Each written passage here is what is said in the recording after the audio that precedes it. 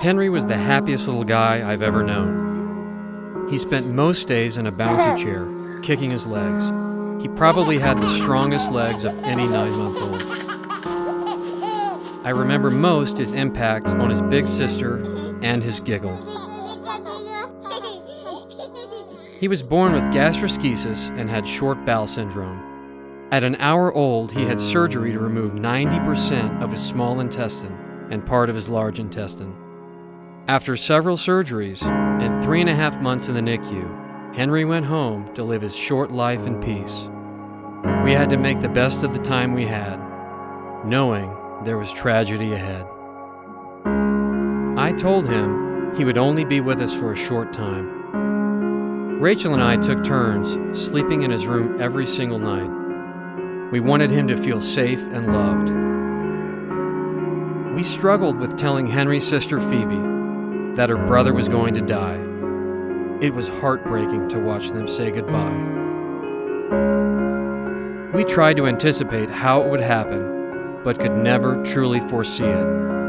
We had no idea if he was scared or if he knew he was dying. He seemed to make it easy for us. Once he took a turn for the worse, it only took Henry about 24 hours to breathe his last breath. His breathing became slow and labored at the end. There was a peacefulness when he died that I hadn't expected.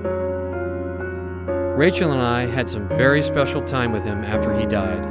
We felt a small sense of relief that his little body was no longer in pain. I can't imagine anything more difficult than losing a child.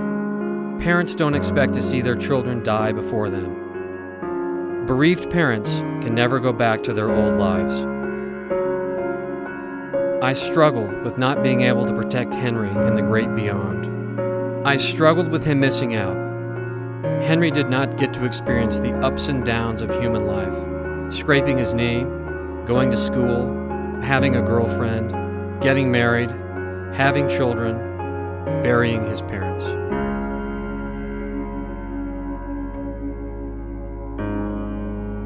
Many people think they can understand the death of a child. They think they understand our grief, but they cannot unless they have experienced it too. Sometimes friends and family don't know what to say or how to interact with us. There is no roadmap for this. The first year for us was shock.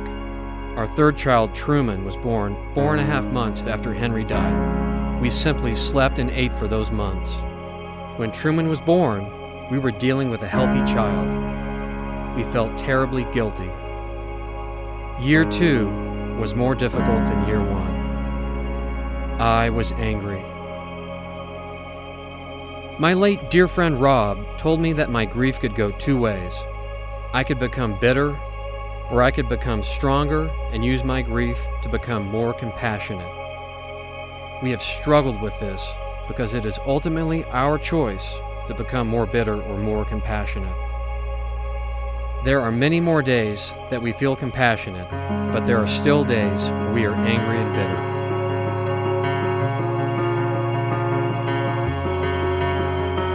We lived through an impossible situation where we could not save Henry. We always will have a scar from that. I would never expect us to shed the pain of our broken hearts. It is a part of our past and our future.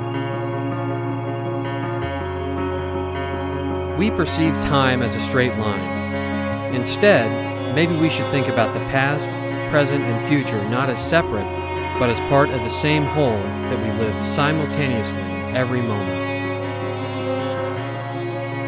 Time has altered my grief and memory. I feel my love and compassion are beginning to shine through again.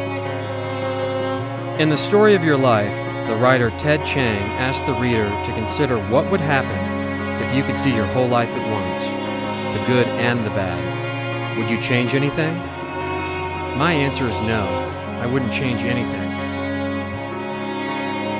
Sometimes life presents you an opportunity when you least expect it. For us, it's the opportunity to tell our story, reveal the love in our hearts, help make the world a better place, and see what really is important.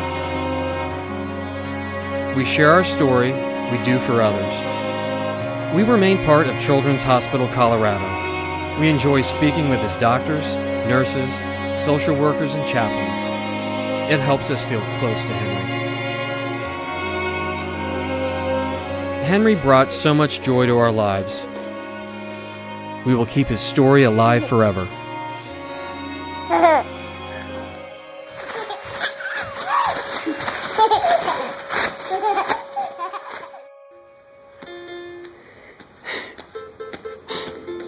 Good playing, Boo.